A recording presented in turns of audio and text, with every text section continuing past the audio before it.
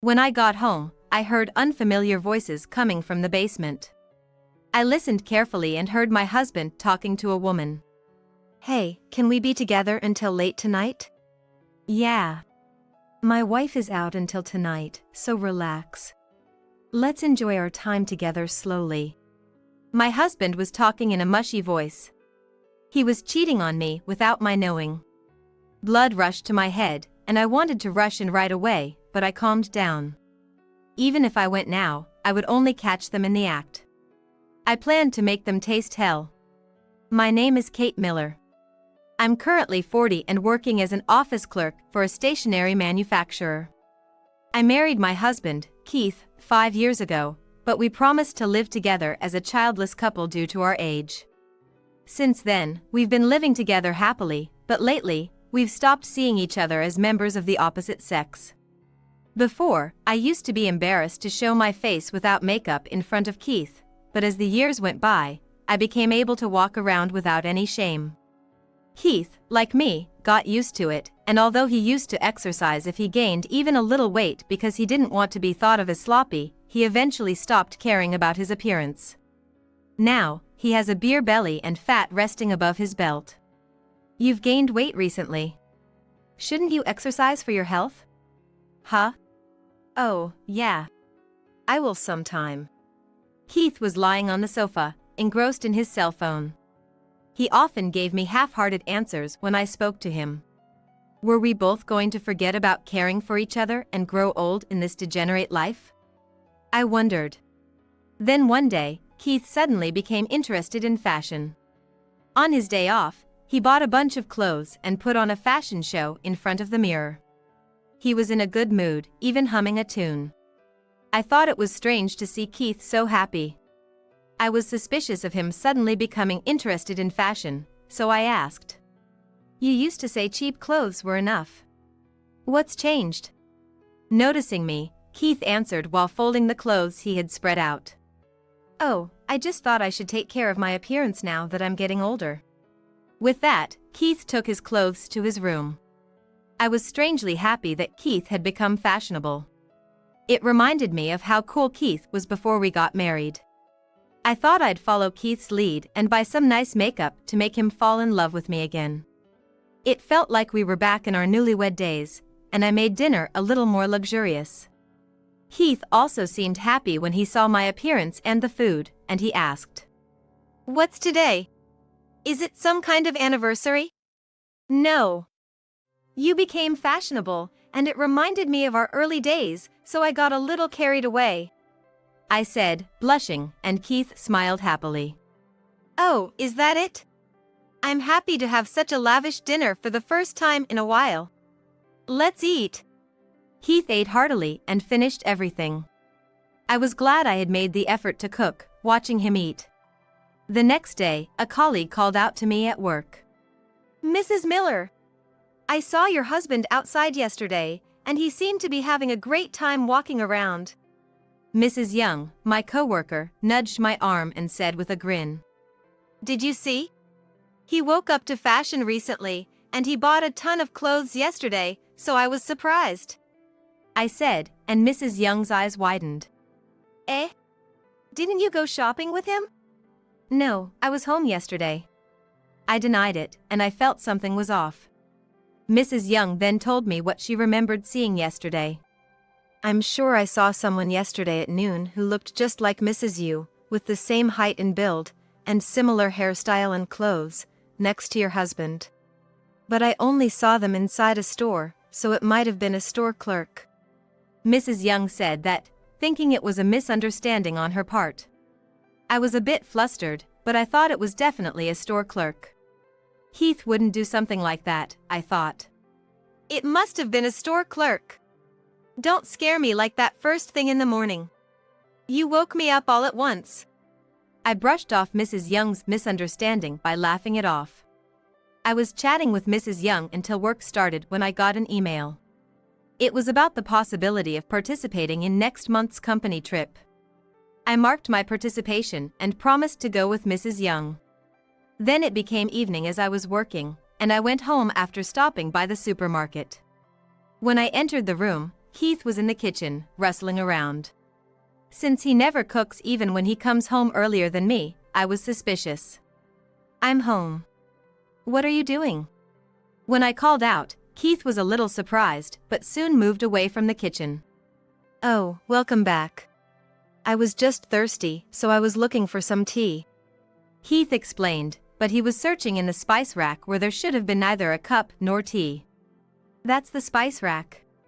You know that the tea is in the fridge, don't you?" I said, as I took out the tea and handed it to Keith. I was astonished at Keith, who didn't even know where the tea was. Keith took it with a laugh as if it were someone else's business, and slouched around in the living room.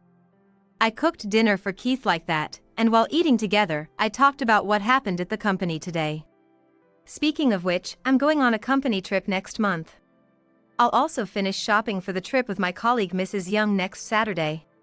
"Oh, got it. Have fun."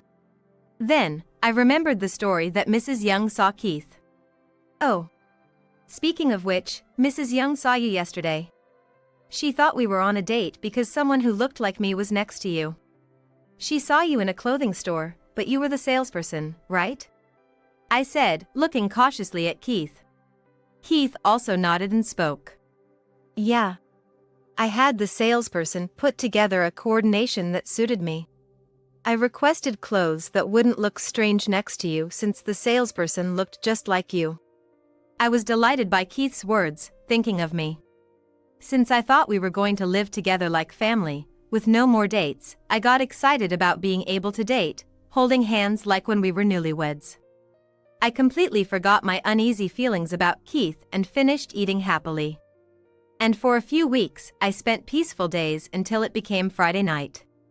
I'll go shopping for the trip with Mrs. Young tomorrow. I'll probably eat dinner too, so I might not get back until after 11 p.m. When I told Keith that I was going out tomorrow, he closed his phone and asked, "Got it. Have fun. Where are you gonna be, by the way?" I think I'll be at the big department store 3 stations away." "All right. Don't worry about the time, just enjoy yourself. If it gets late, I'll come and pick you up." Keith was worried about me coming back. Recently, Keith has been worryingly kind and caring, and I thanked him with a not entirely displeased tone. Saturday morning came, and I went out early. I wanted to buy my summer clothes before meeting Mrs. Young. I spent a lot of time trying on clothes, and I didn't want to bother Mrs. Young, so I went early to choose and buy them alone. I ended up with more bags than planned, and I still had 2 hours left before Mrs. Young would arrive. I looked for a locker to leave my bags in, but there were no vacancies. I had plenty of time, so I thought I'd go home and drop it off. As I was walking down the street near my home, I saw a woman wearing a dress from my favorite brand. It was the very dress I had been wondering whether to buy. Her hairstyle and figure were similar to mine, and as I was watching, thinking I might buy it, the woman stopped right in front of my house. At that moment, I hid behind a utility pole to watch without being seen.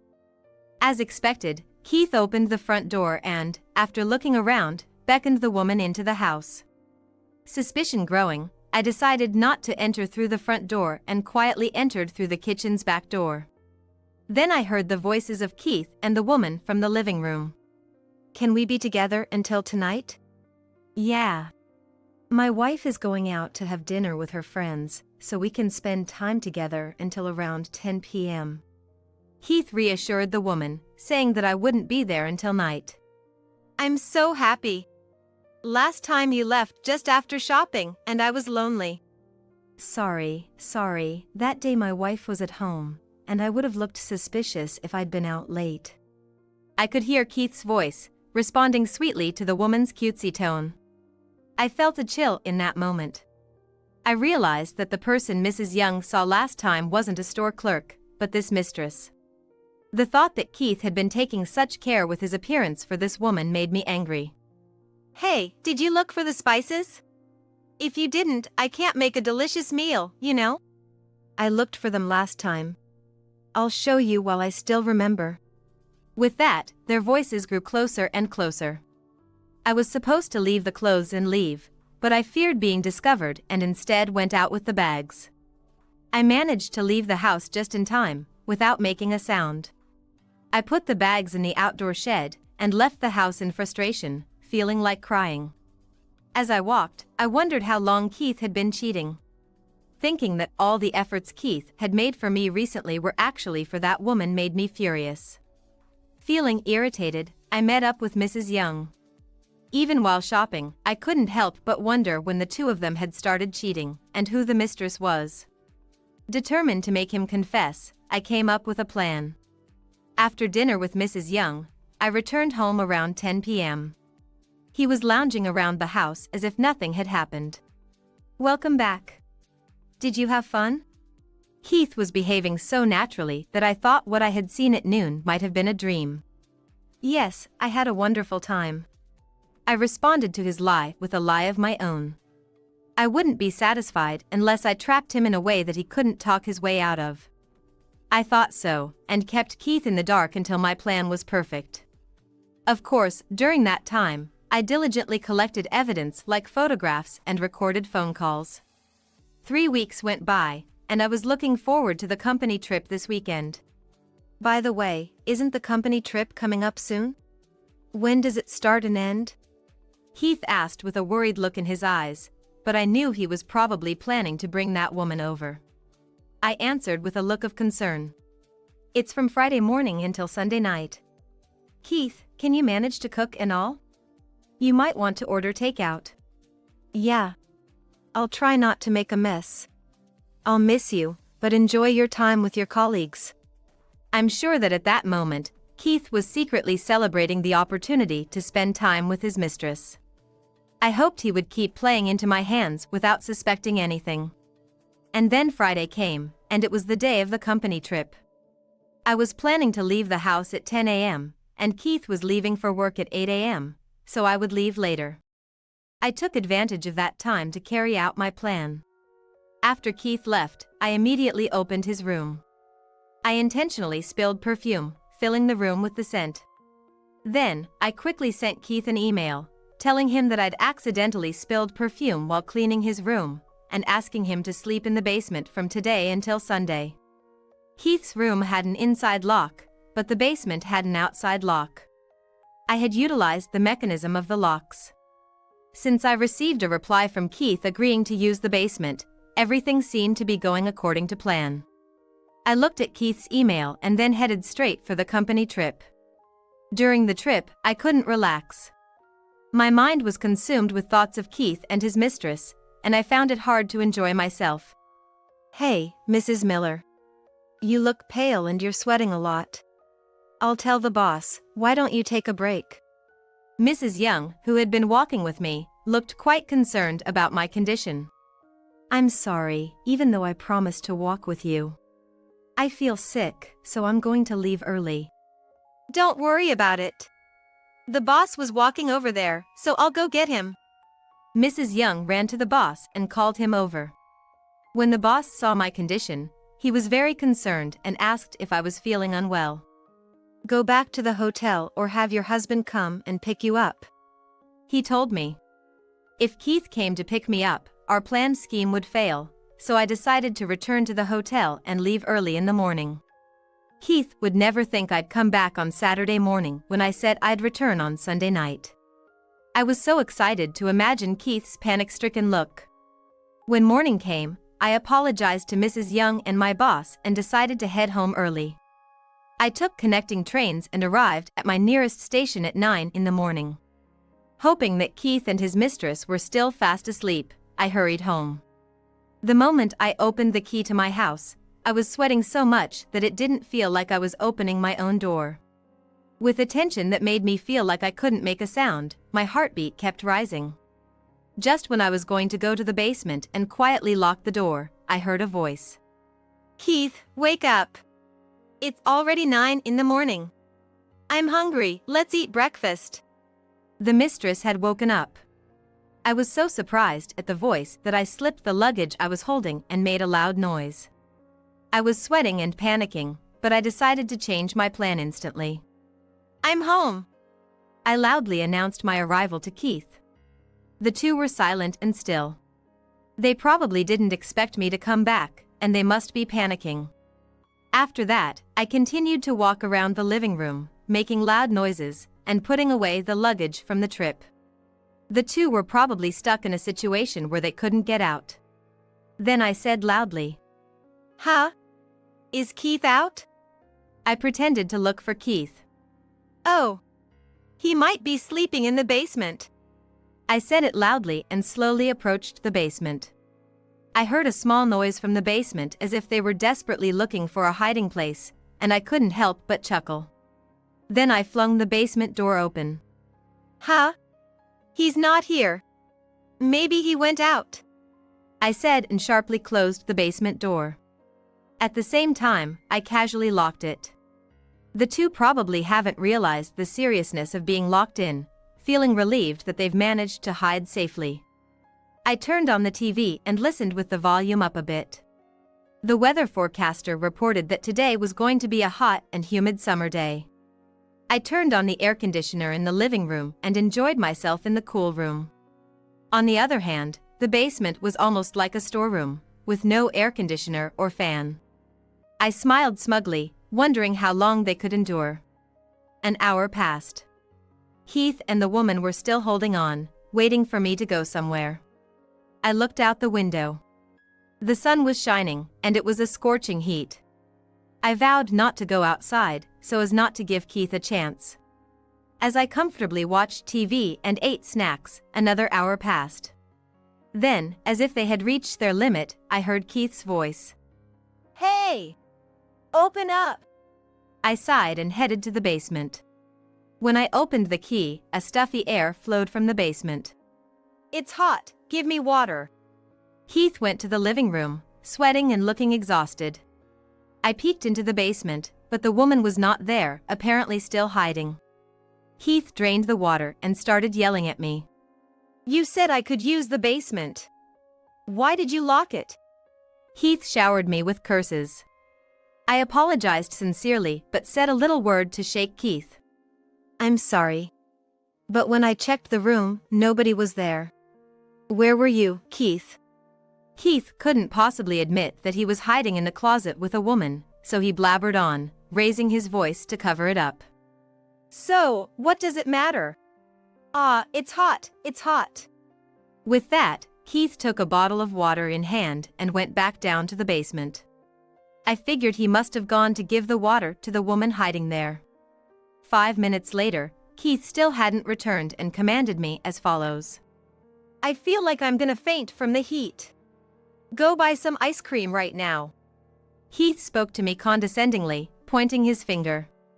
"There's ice cream in the fridge, you know." I saw right through Keith's naive strategy.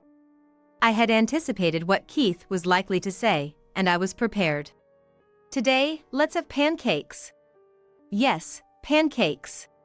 "You don't have the ingredients, do you?" "Go to the supermarket and buy them right now." "Oh, coincidentally, I was planning to make pancakes today."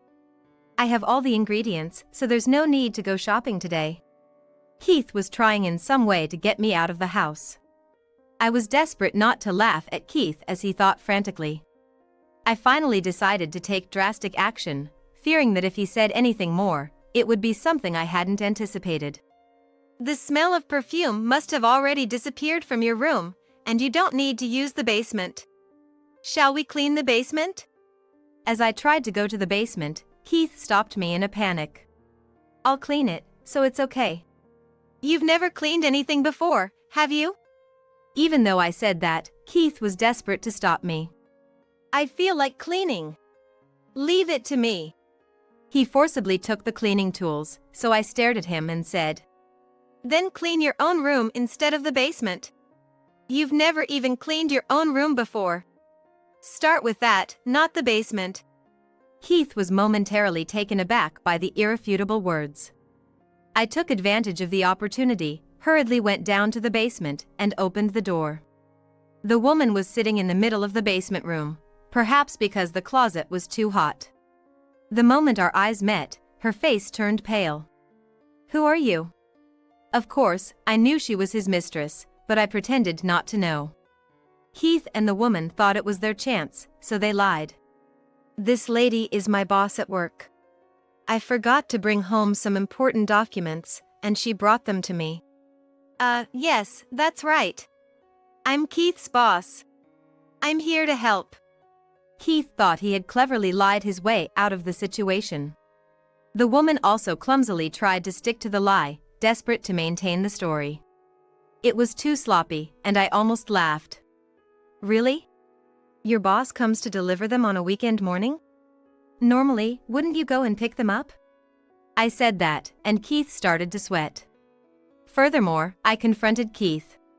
Besides, if she's just delivering something, she doesn't have to come into the room, right?